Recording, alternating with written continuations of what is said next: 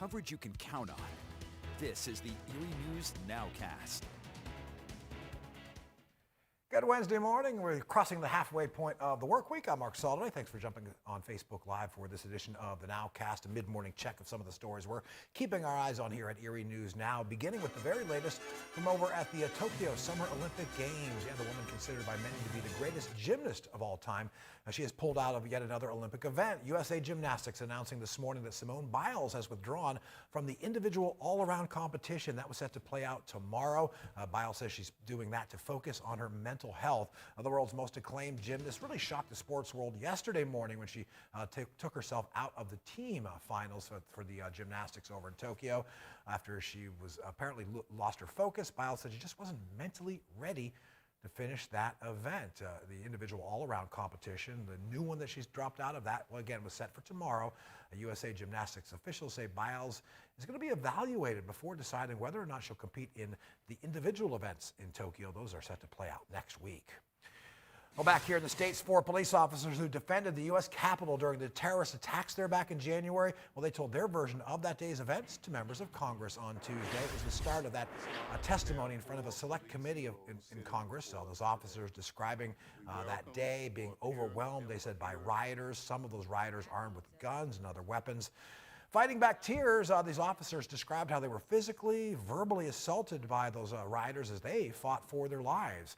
Committee members say a decision to potentially subpoena President Trump about his role in the attack, that could potentially come, quote, down the line, end quote. And new out of Harrisburg this morning, Pennsylvania Governor Tom Wolf's administration not considering reinstating a statewide mask mandate for schools, despite that newly updated guidance from the CDC. Governor Wolf says he's not mandating those masks in public schools again, not yet anyway, just recommending that everyone in Pennsylvania, including schools, follow the latest guidance from the CDC. A number of school districts have already said they will require students to wear masks when they ride that bus to and from class. That's actually a federal mandate. And local health officials say Erie County's transmission rate of COVID-19 is still considered moderate right now, so indoor masking not being suggested here, at least not yet. And on Tuesday, we told you about some Mill Creek School District parents voicing their opposition to the plans for any masks on kids' faces in class come fall. But school district officials say there's apparently some confusion when it comes to those rules. Again, school's set to start up in just about a month's time. Erie News Now's Molly Samora takes a closer look. A tiered system that will determine whether or not we're expecting students to be masked. That's what Mill Creek School District plans to use for whether or not students and teachers will have to wear face masks this fall. As of this morning, masks are not required, and parents have a choice on whether they'd like their child to wear a mask to class. But Superintendent Dr. Ian Roberts tells me, once our positivity rate gets either high or substantial, that's when we are relying on Department of Health's guidance, as well as looking at what is the CDC saying? What does PD says? And so in terms of face mask requirements, we will have universal masking once our numbers are in high or substantial. He informs me the classrooms will look a little more normal this school year, as students will be back in person 5 days a week, with desks only 3 feet apart instead of 6. And the only time masks are required right now is on the school bus. Masking on all of our school buses is a mandate, if you may, that comes from the federal guidelines. Our Molly Samora reporting there. Looks like some job cuts are on the way to Allegheny College down in Meadville. Leaders there say their plan calls for eliminating a total of 36 administrative and staff positions, just part of a larger effort to cut costs at Allegheny College. They say 12 vacant positions won't be refilled. 24 others, though, expected to lose their jobs. Allegheny College leaders say they didn't lay anyone off during the first few months of the pandemic. The school did announce mandatory 2-week furloughs for its employees last November. And it looks like it's going to be a mask optional start to the new school year over in Warren County. The school district talked about the health and safety plan. That was a meeting that happened earlier this week. And according to a report in the Warren Times Observer, Warren School Superintendent Amy Stewart says they're not planning to require masks when classes resume in just about a month's time, much like some other districts we've been checking in with. Warren schools say masks will be optional, at least for the start of this new year. Students will, though, again, have to mask up on that school bus because that is a federal mandate. And if you're looking for something to do outside a little later on this evening, a trip down to Presque Isle for some live music is one idea. It's coming up show number 2 tonight in the summer's shortened 4-week-long UPMC Sunset Concert Series down at the Peninsula. It started last week during Discover Presque Isle. The whole thing's been moved out to Beach 11 from Beach 1 this year. The pet-friendly music starts at 5:30 tonight. Claire Stashinsky, Eric Brewer will open things up with the Breeze Band taking the stage at 7:15. And David, a little cloudy out there, and some folks had a damp start to this Wednesday. Yeah, it was a little showery out there this morning, but things trying to dry up for the most part. Right now on the bay front, as we check out our Oliver's cam, the lake and the bay, or the bay I should really say, we can't quite see the lake here, but it is pretty smooth overall. So if you're going to be out on the water, obviously today will be a pretty good day to do any of those water sports or just head on down to the beach. Right now, we are dealing with those pretty humid conditions overall. We had some rain this morning. Temperature right now at 76 degrees, and we've got that light east-northeasterly wind at 6 miles per hour. Dew point still up there, indicating that moisture in the air, that little bit of added humidity. Temperatures now into the middle 70s along the lake shore. A little bit cooler for some of those inland locations. We're in the upper 60s, Jamestown as well as Bradford. And you can see right now that we are dealing with some of that mugginess in the air. It's actually quite steamy as you take a few steps outside. Right now, still not completely out of the rain just yet. We have this little shower over there near Springboro and Conneautville in Crawford County. Anything that we see for the rest of the day will be pretty isolated overall, and more so for areas away from the lake shore. But still, we're watching that string of broken showers out there from Conneaut, Ohio, over there towards western parts of Crawford County. During the afternoon, though, maybe a couple of showers trying to spritz up, but we are looking at a good amount of sunshine for a good chunk of the area.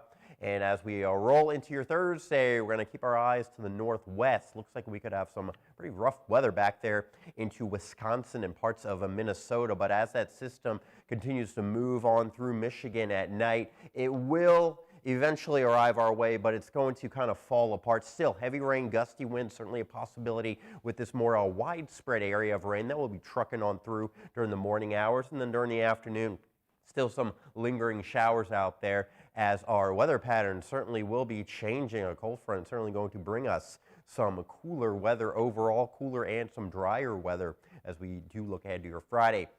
All right, your forecast for today, we got those temperatures middle and upper 70s. Might be able to tag 80 degrees here in Erie. Still a couple isolated showers out there in the Crawford County. Temperatures into the upper 70s, close to 80 degrees into Meadville, Conneaut Lake, and out there into the mountains. A little bit lower humidity levels, but still temperatures getting up there well into the 70s. We'll talk 7-day forecast and get you into the month of August. That's all coming up in just a few minutes. Thank you, sir. Well, you could say this next story is kind of a twist on the old saying, love at first sight. In this case, though, it was love at first FaceTime. Take a look. It's a pair of tortoises down in Australia. These tortoises apparently fell in love after having their first virtual date. Yeah, doing it over the smartphone. Hugo, the Galapagos tortoise has lived at that Australian reptile park since all the way back in 1963. So yeah, he's 70 years old. And apparently just now ready to settle down. Well, Hugo's mate, Estrella, due to arrive in early 2020 from Germany, but her arrival was postponed until June because of COVID restrictions. And then even when Estrella did get into that wildlife park, she had to be put in quarantine and will stay there through September. So the pair's been having virtual dates. Or yeah, from these shots here, it looks like their chemistry is kind of off the charts. They certainly seem to be very interested in each other's images on those phones. All right, Monday marked LeVar Burton, that actor, producer's highly anticipated debut as a fill-in host on the game show Jeopardy. Still remains to be seen if the episode broke any records as far as ratings go, but it did break an unenviable record, the record for the lowest score on Jeopardy ever, and it all came from contestant Patrick Pierce. He's actually a product specialist from out in California. His total number of wrong answers actually went into double digits, and he was kind of on the verge of climbing out of that financial hole. Of course, when you answer it wrong, they get money taken away. But then he blew a major daily double. Yeah, and that'll cost you. It was a question about U.S. government buildings overseas that finally put him into that record-breaking negative territory, $7,400 in the red, breaking a record previously set back in 2015. Doesn't actually have to pay back LeVar Burton and the folks at Jeopardy, and I guess that's the only good news out of that one. So yeah, he went big and he went home shortly afterwards. Well, I guess the thing is, they still win $1,000, I believe, That's for true. finishing in Yeah. third. Second gets $2,000, and then the winner gets whatever they actually made. So yeah, you could have been $700,000 in the red and still come away with at least $1,000. But that guy's still probably smarter than I would say, 95% of people in this country. As we look ahead over the next few days, still a little lingering shower out there this morning. You can see the storms, they'll be pushing on through tomorrow morning.